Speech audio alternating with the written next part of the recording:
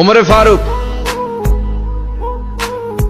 ওনার কাছে আবু লুলু আল মাজুসি এক অগ্নি উপাসকের এসে বিচার দিল, ইয়া ওমর আল ফারুক, আমার মনিবের নাম হচ্ছে মুগীরা ইবনে শুবা, সে প্রতিদিন 4 দিরহাম করে আমার কাছে চার্জ করে। এত টাকা চার্জ করে কেন? উনি জিজ্ঞেস করলেন, তুমি কি কাম পারো? আমি খঞ্জর বানাইতে পারি। খঞ্জর চিনেন? ছোট্ট ছুরি আরবরা পকেটে রাখে।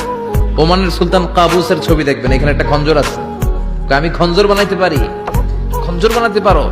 মদিনায় তো কেউ বানাতে পারে না, তুমি খঞ্জর বানাইতে পারো? তুমি তো অনেক টাকার মানুষ মিয়া, তোমার মনিব তো অল্প টাকায় চার্জ করছে, এটা দিতেই হবে। আবু লুলু কয়, ওমর তুমি সবার জন্য এত নরম, আমার জন্য গরম, তোমার আমি বুঝাবো। সে বাড়িতে যে একটা খঞ্জর বানালো, মাকবাদাতুহু ফি ওয়াসাতিহি, যে খঞ্জরের হ্যান্ডেল হচ্ছে মাঝখানে, দুই দিকে ধারালো ছুরি, এটা ধার দেয়। আর কয়, ওমর তোরে আমি বুঝাবো। প্রতিদিন ধার দেয়। সাইয়েদনা ওমরে ফারুক মসজিদে নববীর ইমাম, ওয়া কানু ইউসাল্লুনা বিগালাস, তখন ওনারা অন্ধকারে নামাজ পড়তেন আউয়াল ওয়াক্তে। আমরা তো দেরি করে পড়ি, সুন্নাহ অনুযায়ী আগে আগে পড়া ভালো। আপনি মসজিদুল হারামে গেলে দেখবেন যে কত আগে ফজর পড়ে, ফজরের 1-1.5 ঘন্টা পরে সূর্য ওঠে, ঠিক কিনা?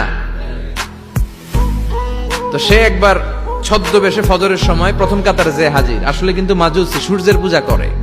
খঞ্জরটা নিয়ে এসে দাঁড়ালেন। ওমরে ফারুক ফজরের সময় ঢুকলেন, বললেন আকিমিস সালাহ, একামত দাও। একামত দেয়া হলো। ওমরে ফারুক আল্লাহু আকবার বলে অন্ধকারে ফজরের সালাত শুরু করলেন। প্রথম রাকাত যখন পড়ে ফেললেন, রুকুতে যাবে, ইন দা মিন টাইম সে খঞ্জর বের করে ওমরে ফারুককে 3টা স্টেবিং করেছে। একটা নাভিতে মারার সাথে সাথে নাভিটা কেটে গেল, আর একটা এই পাশে পাজরে, আর একটা পেটের মাঝখানে, পেটও কেটে গেল। ওমরে ফারুক বললেন, কাতালানি আল কালব, এক কুকুর আমারে মেরে ফেলেছে। ওমরে ফারুককে পিছনে নিয়ে যাওয়া হলো। আব্দুর রহমান ইবনে আউফকে টেনে ইমামতির জায়গায় নেওয়া হলো। আর সে কাতারের মাঝখান দিয়ে খঞ্জর ঘুরাতে ঘুরাতে আগাতে লাগলো। ওর খঞ্জরের আঘাতে 7 থেকে 8 জন সাহাবী স্পট ডেথ, জায়গায় শেষ। ওমরে ফারুক বেহুশ। ওমরে ফারুক, ওনার মুখে দুধ দেয়, দুধ ওই নাভি দিয়ে বের হয়ে যায়। নাভিজ দেয়, নাভিজ পেট দিয়ে বের হয়ে যায়। রাষ্ট্রীয় চিকিৎসকরা বুঝতে পারলো উনি আর বাঁচবে না, বেহুশ। সবাই দাঁড়িয়ে আছে। কি হয় আমাদের আমিরুল মুমিনিনের? 10টি বছর তিনি অর্ধ পৃথিবীর শাসন করেছেন।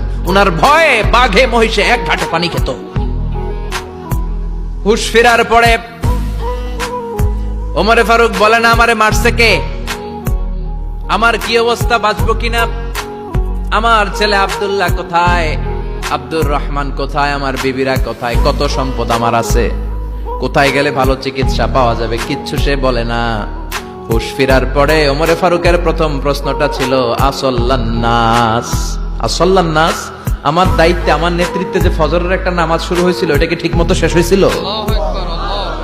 আসল্লান্নাস, মানুষের নামাজটা পড়ছিল, 1 রাকাতের দায়িত্ব পালন করতে পেরেছে, এরপর হুশ নাই।